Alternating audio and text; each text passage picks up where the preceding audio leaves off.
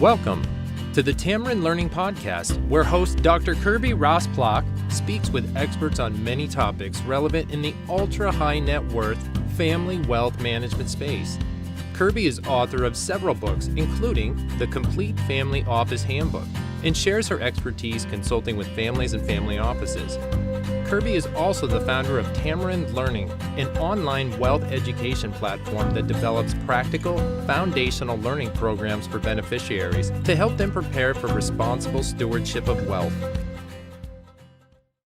Welcome to the Tamarind Learning Podcast. I'm your host, Dr. Kirby Ross-Plock, and today I'm excited to have Susan Schoenfeld with us, who is accomplished on many different levels. She's a former practicing attorney, as she likes to call it, recovering. She also is a tax expert with the JD LLM. She's also a CPA and MBA. Now, Susan is CEO of her company, Wealth Legacy Advisors, LLC, and she's won several different awards throughout the family wealth industry. And she enjoys working with all types of challenging and interesting families of affluence and enterprise. And today we get to talk to her about some of the financial parenting and raising competent, confident, and prepared stewards of wealth. And so I'm thrilled to have Susan here today as we jump in and talk about a topic that so many parents struggle with. It's one that's so difficult. How do we raise successful children of wealth, and what are the tips and best practices that many are using out there to help them succeed? And so I'm just wondering, Susan, maybe you can jump in and tell us a little bit more about your views on financial education and preparation, and when is a good time to start this if you're a parent? Well, thank you. First of all, thank you so much for having me, Kirby. As you've said, I'm very passionate about this topic, and I'm very excited to be here and share with your listeners. The short answer to when do you start is yesterday. It is never too soon, and it is also never too late to start educating your children and preparing them to be responsible stewards of their wealth in age-appropriate ways. So I have one client who used the notion with her very little children of that nursery rhyme, the golden goose who laid the golden egg, and she used that analogy to describe their family's stewardship of the wealth that she had inherited from her parents, and the notion that this is the golden egg that we have inherited, and it is our job to steward that egg and not bust it open and take out all the gold, but to steward it and to preserve it and grow it, hopefully, for future generations. So I thought that was a really interesting, age-appropriate way to explain to even little kids. I have a business friend who uses a different analogy. His approach is to say even little kids, even toddlers, when they're holding their sippy cup, that they should be taught that it is part of their responsibility as a member of our family, that when you're done with your sippy cup, you don't just fling it on the floor for someone else to pick up, but as a contributing member of our family, it's your responsibility to bring it over to the sink, even if you're really little and the sink is all the way up here. So that's another age-appropriate way. As your children get older, if philanthropy is part of your family's culture, you can bring your children into your family's philanthropy, even as young teenagers, in order to designate to them perhaps a percentage or a portion of your family's annual giving to help them explore what their values are, and to perhaps make a presentation to the family about why they chose a particular charity and did they do their homework. And I've seen parents say, as long as we're satisfied that you recommended this charity for the right reason, we'll write the check, even if it's not something we would otherwise support.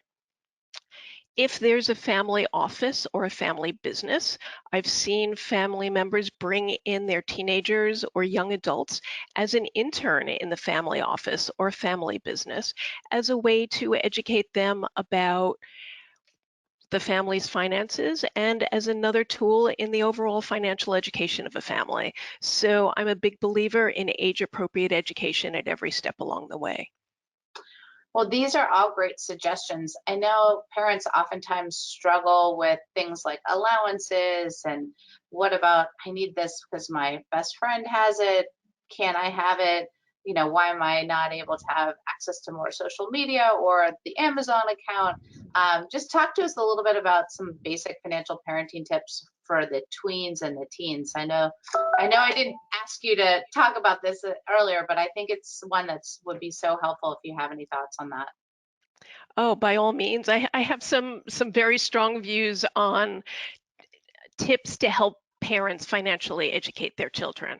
Number one is you mentioned the allowance, and parents are very unsure about whether allowances are helpful or harmful in terms of using it as a teaching tool for their kids. And my number one rule is if you're going to use an allowance, make sure you stick to a regular schedule. Don't sort of do it as you remember to do it and not be consistent, and whether it's every week or every 2 weeks or every month. Make sure you stick to that regular schedule so that your children learn the consistency and the nature of that. My second rule is, or my second tip is, in contrast to the way many parents do it, I suggest that parents use an allowance not as a reward for doing chores, because chores are expected as a member of this family.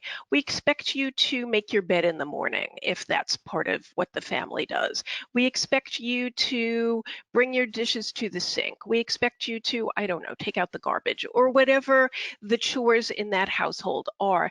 And that's what we do because we are a member of a family together and we are in this together. And I'm not going to give you an allowance to pay you for doing those sorts of things. Rather, I want to give you an allowance for the extra incidentals. So it's a tool to teach your children about wants versus needs. And as your parents, we will take care of your needs. We will buy your clothing. We will make sure you're well fed and provide a lovely home for you to live in and vacations. But the allowance is for the extra things, that extra toy or the video game or the app that you want or the new iPhone perhaps, or whatever it is, the thing that is a want that I want you to learn to save up for, because after all, an allowance is a wonderful tool to teach your children budgeting, to teach them that they can't spend more than they have, and therefore it is a way to save up for something you really want. I'm sure your listeners have heard of the 3 jars, the spend jar, the save jar, and the give jar. The idea that there are 3 ways that they should divide up the allowance that they receive. Well, I have some suggestions about that. Number one is to have those jars be clear so that they can see the amounts in those jars grow. And back to the philanthropy that I talked about earlier, if that is part of your family's culture, that I suggest that the parents consider matching whatever the child puts in that give jar so that they can see that jar growing incrementally faster. So it teaches them delayed gratification, the save jar, that perhaps this week's allowance was not enough to get them that app or video game that they want, but if they save up, they can get there.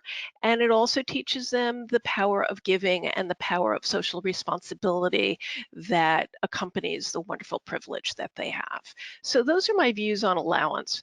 Another tip or another tool that I suggest to parents is, as your children reach the teenage years, I have found over conversations with hundreds of families of extreme wealth over the course of my career, that one of the most powerful tools that they have anecdotally described to me is that they insist on their children having summer jobs and perhaps even after school jobs. And the notion that nothing is more sobering than that pay stub. and that people who have worked are more likely to take better care of even inherited wealth because they have a sense of having worked for it. And so it becomes part of their ethos, it becomes part of who they are, the fabric of their being, essentially. I love it. I love it. I just think about the other day I have two daughters, a teen and a tween, and we were in the store and I remember saying, do you think that's a good value? You know, they're picking up some tchotchke, something they don't really need, but they really, really want it. It might have been one of those surprise toys that, you know, is probably 99 cents to build and manufacture, but you pay $15 for it. And so I love also that a lot of what you're talking about is very practical and experiential, because I do find that it has to be a learning moment, a teachable moment to really call awareness, because we get so conditioned that, oh, no, that's, you know, we're just eating out tonight or we're just grabbing this. And they don't necessarily see, wow, it's a 5 times or 10 times premium to, you know, grab food out versus to cook the exact same food at home. Now, I know a lot of families don't cook at home, especially during the pandemic, but I love all your ideas on social awareness to help financially parent, because again, you know, there's a lot of things in our day-to-day lives that we can just call out and bring to attention that really can heighten our children's awareness of how expensive and how things really work in our worlds. Any other thoughts to experiential learning in that vein? Well, to your point, the whole notion of worth it is something that all parents struggle to communicate to their kids. Is the price for that thing worth it? And we all, every moment of every day that we shop, whether we're shopping online now during the pandemic or back in the days when we walked into a store, it is a constant weighing of value versus price. Is it worth it? Is it worth that premium for the $15 toy that probably costs 99 cents to build? Or in order to have the cool latest thing? Or is it so overpriced as not to be worth it? And to teach that value to our kids is so important, because after all, the holy grail, what families really care most about, is how do I raise my children in an atmosphere of wealth and still have them grow up to be productive members of society and not the proverbial trust fund babies. And the way to do that is through experiential learning, because you want these lessons to become part of their fabric and for them to build that muscle memory that when they're adults and you've passed on, that it becomes part of who they are as people. And the only way to get them there is by going through that, the experience of having to make those decisions and make those distinctions over the course of their lifetimes. Yeah. One other thing that recently came into our universe is we were doing a lot of purging, right? Year end is always that time when you say, these still fit? Do you even use these? And boy, we found shoes that still had tags on them. We found jumpers and outfits that never were worn, toys that were never opened. And then we stepped back and we said, okay, well, what should we do with this? And we ended up donating a lot of it. But at the end of that cathartic experience, both of our daughters looked at us and said, wow, you know, we just didn't even sort of close the loop and realize we should have just advised when we got something, well, we don't think we'll wear that, or we don't really like that. And that they also connected the dots to sort of the impact, right, that stuff has in their life, and that they don't want stuff just to have stuff.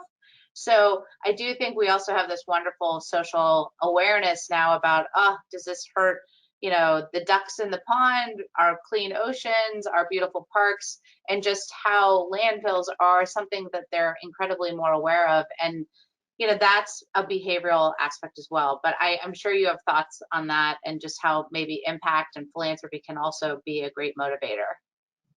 The younger generation is it's so heartwarming to see how concerned the younger generation in particular is about their environment and about not just the physical environment, but the cultural environment and social environment that they are coming into as young adults. And as parents, we can use that concern as a teaching tool, without a doubt. I love it. So maybe one or two takeaways for parents who want to jump in and start education efforts with their children. What would you leave our listeners with today, Susan? Well, in addition to starting while young, which is where we started off, my other two tips would be to model the behavior you want them to emulate, because our kids are watching what we do, and probably even more than they are listening to what we say. So model the behavior you want them to emulate. And the other thing, as you've said, is experiential learning. Find those teachable moments, even if they don't pop up at the most convenient times. There are always opportunities to teach. You talked about using an opportunity to clean out some closets, and the teachable moment there was we didn't even take the tags off some of this stuff. So there are teachable moments in so many of the daily little moments that we all have with our children. So use them as a chance without being pedantic about it, because all kids hate that. But using those moments as a way to reinforce what your family's values are.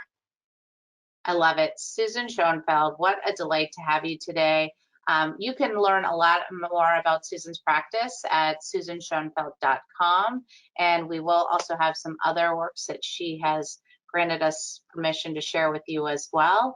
Thank you so much for being here today, and thank you for everyone who's watching and listening to the Tamarind Learning Podcast. Please remember, if you like what you hear, to click subscribe and click on the bell too, so that you can get our notifications when we have new podcasts coming out. And that concludes today's Tamarind Learning Podcast, focused on tips for raising successful children of wealth with Susan Schoenfeld. Thank you so much.